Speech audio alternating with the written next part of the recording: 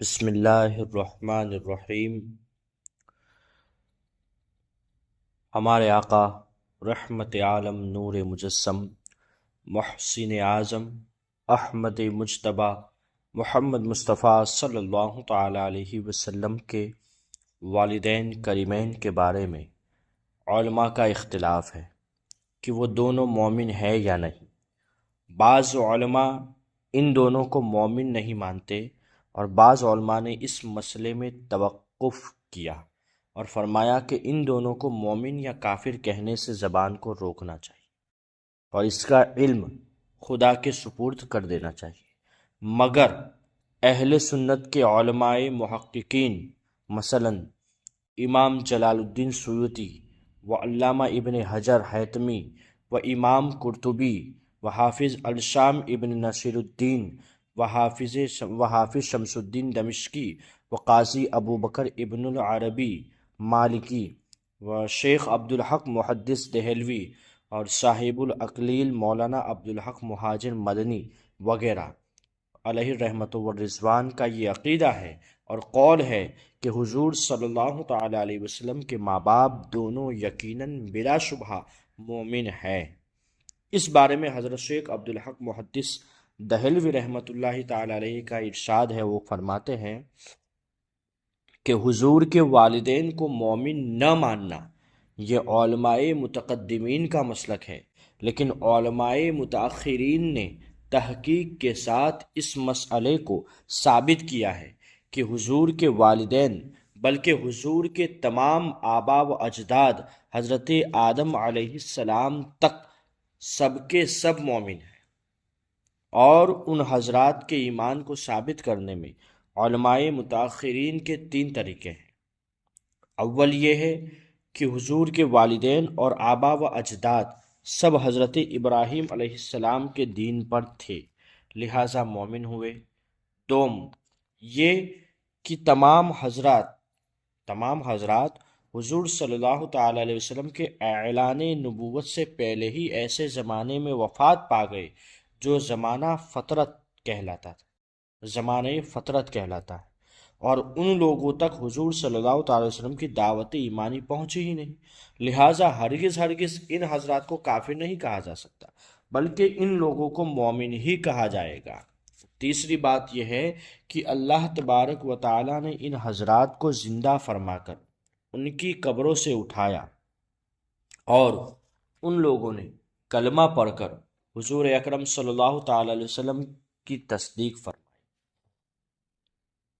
اور حضور کے والدین کو زندہ کرنے کی حدیث اگرچہ بذات خود ضعیف ہے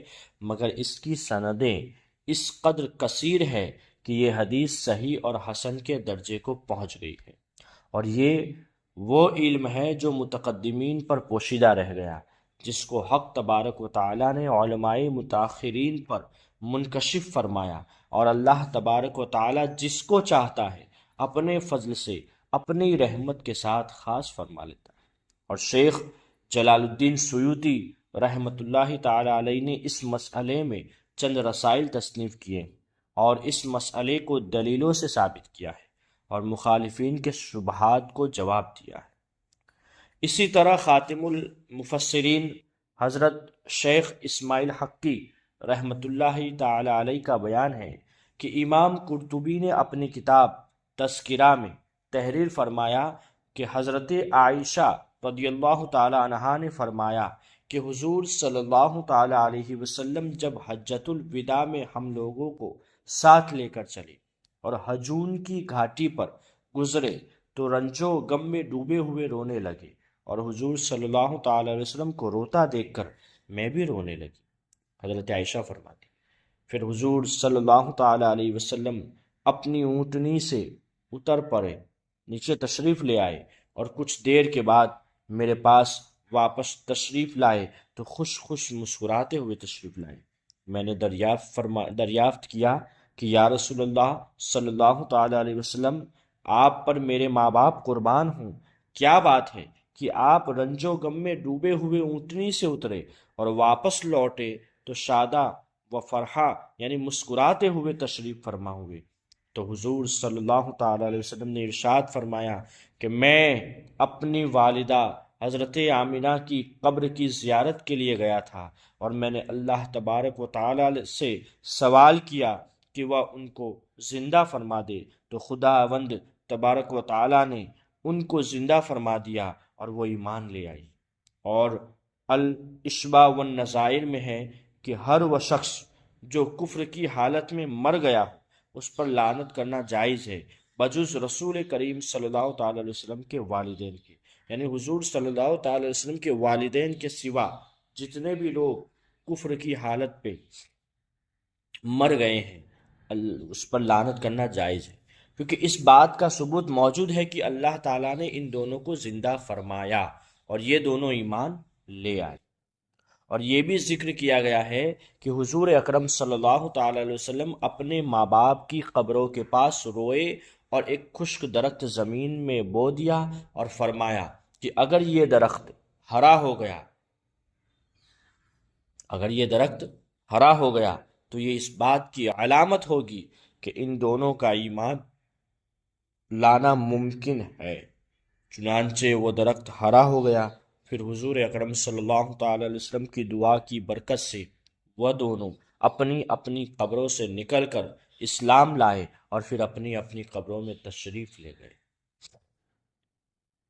اور ان دونوں کا زندہ ہونا اور ایمان لانا نہ عقلاً محال ہے نہ شرعاً، کیونکہ قرآن شریف سے ثابت ہے کہ بنی اسرائیل کے مقتول نے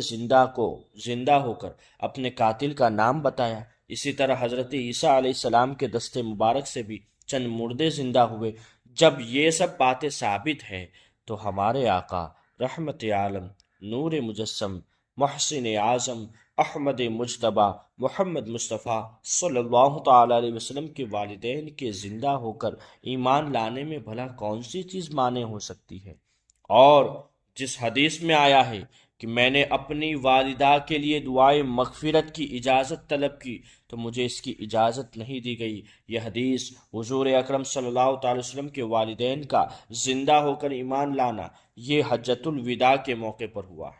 جو حضور کے وصال سے چند ہی ماہ پہلے کا واقعہ ہے، اور حضور صلی اللہ تعالی وسلم کے مراتب و درجات ہمیشہ بڑھتے ہی رہے۔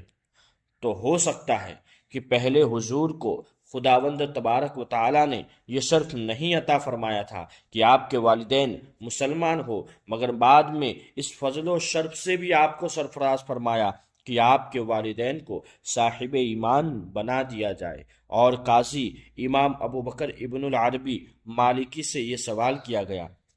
ایک شخص کہتا ہے کہ حضور صلی اللہ تعالی وسلم کے آبا اجداد جہنم میں ہیں، تو آپ نے فرمایا کہ یہ شخص ملعون ہے، کیونکہ اللہ تعالیٰ نے قرآن میں ارشاد فرمایا ہے کہ جو لوگ اللہ اور اس کے رسول کو ایذا دیتے ہیں اللہ تبارک و تعالیٰ ان کو دنیا و آخرت میں ملعون کر دے گا۔ حافظ شمس الدین دمشقی علیہ رحمہ اس مسئلے کو اپنے نعتیہ شعر میں فرماتے ہیں، جس کا مفہوم ہے کہ اللہ تعالیٰ نے نبی کو فضل بالائے فضل سے بھی بڑھ کر فضیلت عطا فرمائی، اور اللہ تعالیٰ ان پر بہت مہربان ہے، کیونکہ خداوند تبارک و تعالیٰ نے حضور کے ماں باپ کو حضور پر ایمان لانے کے لیے اپنے فضل طلیب سے زندہ فرما دیا۔ تو تم اس بات کو مان لو، کیونکہ خداوند قدیم سب بات پر قادر ہے، اگرچہ یہ حدیث ضعیف ہے۔ صاحب الاقلیل حضرت علامہ شیخ عبدالحق مہاجر مدنی نے انہوں نے تحریر فرمایا ہے کہ علامہ ابن حجر حیتمی نے مشکات کی شرح میں فرمایا ہے کہ حضور صلی اللہ تعالی علیہ وسلم کے والدین کو اللہ تبارک و تعالی نے زندہ فرمایا، یہاں تک کہ وہ دونوں ایمان لائے اور پھر وفات پا گئے۔ یہ حدیث صحیح ہے، اور جن محدثین نے اس حدیث کو صحیح بتایا ہے ان میں سے امام قرطبی اور شام کے حافظ الحدیث ابن نصیر الدین بھی ہے، اور اس میں تعان کرنا بے محل اور بے جا ہے، کیونکہ کرامات اور خصوصیات کی شان ہی یہ ہے کہ وہ قواعد اور عادات کے خلاف ہوا کرتی ہے۔ چنانچہ حضور صلی اللہ تعالی وسلم کے والدین کا موت کے بعد اٹھ کر ایمان لانا یہ ایمان ان کے لیے نافع ہے، حالانکہ دوسروں کے لیے یہ ایمان مفید نہیں۔ اس کی وجہ یہ ہے کہ حضور کے والدین کو نسبت رسول کی وجہ سے جو کمال حاصل ہے وہ دوسروں کے لیے نہیں ہے۔ اور حضور کی حدیث کہ کاش مجھے خبر ہوتی کہ میرے والدین کے ساتھ کیا معاملہ کیا گیا کے بارے میں امام سیوطی نے در منصور میں فرمایا کہ یہ حدیث مرسل اور ضعیف الاسناد ہے۔ بہرکیف مندرجہ بالا استقباسات جو معتبر کتابوں سے لیے گئے ہیں ان کو پڑھ لینے کے بعد حضور صلی اللہ تعالی وسلم کے ساتھ والہانہ عقیدت اور ایمان محبت کا یہی تقاضا ہے کہ حضور کے والدین اور تمام آباء و اجداد بلکہ تمام رشتہ داروں کے ساتھ ادب و احترام رکھا جائے، بجز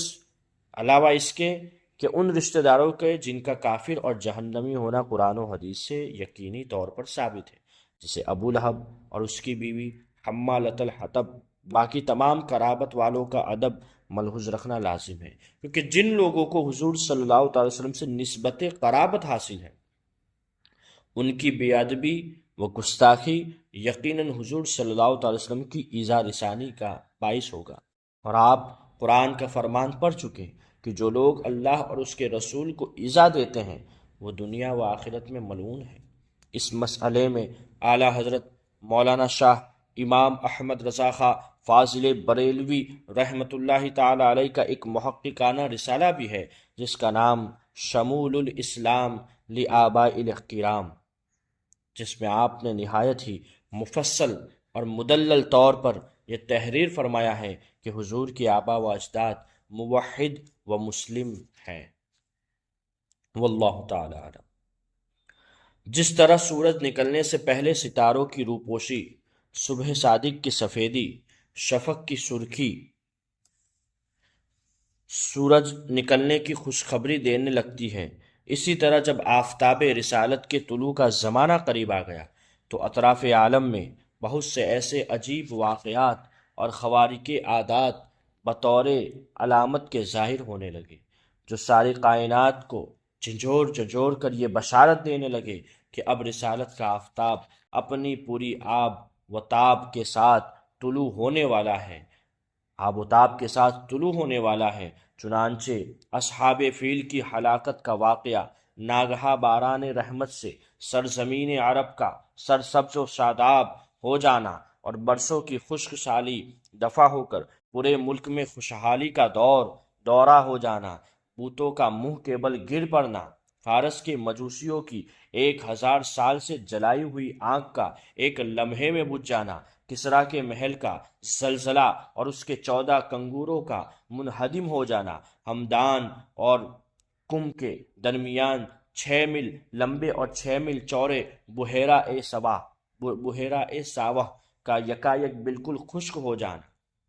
شام اور کوفہ کے درمیان وادی سماوا کی خشک ندی کا اچانک جاری ہو جانا، حضور صلی اللہ تعالی وسلم کی والدہ کے بدن سے ایک ایسے نور کا نکلنا جس سے کسریٰ کے محل روشن ہو گئی۔ یہ سب واقعات اسی سلسلے کی کریہ ہے جو حضور صلی اللہ تعالی وسلم کی تشریف آوری سے پہلے ہی مبشرات بن کر عالم کائنات کو یہ خوشخبری دینے لگے کہ مبارک ہو وہ شہ پردے سے باہر آنے والا ہے، گدائی کو زمانہ جس کے در پر آنے والا ہے۔ محدث ابو نعیم نے اپنی کتاب دلائل النبوت میں حضرت عبداللہ بن عباس رضی اللہ تعالیٰ عنہما کی روایت سے یہ حدیث بیان کی ہے کہ جس رات حضور اکرم صلی اللہ تعالی وسلم کا نور نبوت حضرت عبداللہ کی پشت اقدس سے حضرت آمنہ کے بطن مقدس میں منتقل ہوا، روئے زمین کے تمام چوپایوں خصوصاً قریش کے جانوروں کو اللہ تعالیٰ نے گویائی عطا فرمائی اور انہوں نے بزبان فصیح اعلان کیا کہ آج اللہ کا وہ مقدس رسول شکم مادر میں جلوہ گر ہو گیا جس کے سر پر تمام دنیا کی امامت کا تاج ہے اور جو سارے عالم کو روشن کرنے والا چراغ ہے۔ مشارق کے جانوروں نے مغرب کے جانوروں کو بشارت دی، اسی طرح سمندروں اور دریاؤں کے جانوروں نے ایک دوسرے کو یہ خوشخبری سنائی کہ حضرت ابو القاسم صلی اللہ تعالی علیہ وسلم کی ولادت باسعادت کا وقت قریب آ گیا۔ خطیب بغدادی نے اپنی سند کے ساتھ یہ حدیث روایت کی ہے کہ حضور صلی اللہ تعالی علیہ وسلم کی والدہ ماجدہ حضرت بی بی آمنہ نے فرمایا کہ جب حضور اقدس صلی اللہ تعالی علیہ وسلم پیدا ہوئے تو میں نے دیکھا کہ ایک بہت بڑی آگ آئی جس میں روشنی کے ساتھ گھوڑوں کے ہنہنانے اور پرندوں کے اڑنے کی آواز تھی، اور کچھ انسانوں کی بولیاں بھی سنائی دیتی تھی۔ پھر ایک دم حضور صلی اللہ تعالی علیہ وسلم میرے سامنے سے غائب ہو گئے، اور میں نے سنا کہ ایک اعلان کرنے والا اعلان کر رہا ہے کہ محمد مصطفیٰ صلی اللہ تعالی علیہ وسلم کو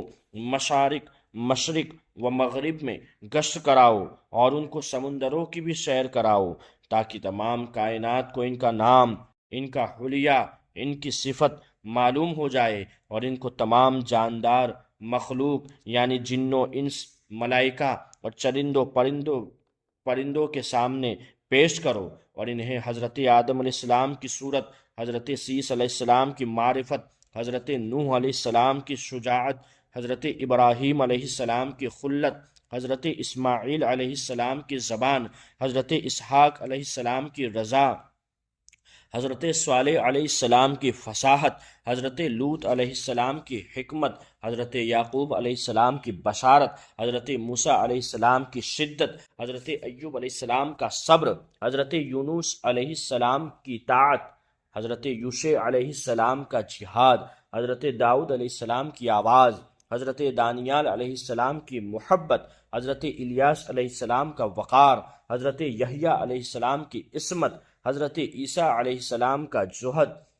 عطا کر کے ان کو تمام پیغمبروں کے کمالات اور اخلاق حسنہ سے مزین کر دو، ان کو تمام پیغمبروں کے کمالات اور اخلاق حسنہ سے مزین کر کے اس کے بعد وہ بادل چھٹ جاتے ہیں۔ پھر میں نے دیکھا آپ ریشم کے سبز کپڑے میں لپٹے ہوئے ہیں، اور ان کپڑے سے پانی ٹپک رہا ہے، اور کوئی منادی اعلان کر رہا ہے کہ واہ واہ، کیا محمد مصطفیٰ صلی اللہ تعالی علیہ وسلم کو تمام دنیا پر قبضہ دے دیا گیا، اور کائنات عالم کی کوئی چیز باقی نہ رہی جو ان کے قبضہ اقتدار و غلبہ اطاعت میں نہ ہو۔ اب میں نے چہرہ انور کو دیکھا تو 14ویں کے چاند کی طرح چمک رہا تھا، اور بدن سے پاکیزہ مشک کی خوشبو آ رہی تھی۔ پھر 3 شخص نظر آئے، ایک کے ہاتھ میں چاندی کا لوٹا، دوسرے کے ہاتھ میں سبز زمرد کا تشت، تیسرے کے ہاتھ میں ایک چمکدار انگوٹھی تھی۔ انگوٹھی کو 7 مرتبہ دھو کر اس نے حضور اکرم صلی اللہ تعالی وسلم کے دونوں شانوں کے درمیان مہر نبوت لگا دی۔ پھر حضور صلی اللہ تعالی وسلم کو ریشمی کپڑے میں لپیٹ کر اٹھایا، اور ایک لمحے کے بعد مجھے سپرد کر دیا گیا۔ زرقانی علی المواہب جلد 1 صفحہ نمبر 113 سے 115 کے اندر یہ ذکر ہے۔ انشاءاللہ اس کے آگے تیسرا پارٹ جو رہے گا، نیکسٹ پارٹ، اس میں اور حضور صلی اللہ علیہ وسلم کے بچپن اور ولادت با سعادت کے بارے میں کچھ ذکر کریں گے انشاءاللہ تبارک و تعالی۔ السلام علیکم ورحمۃ اللہ وبرکاتہ۔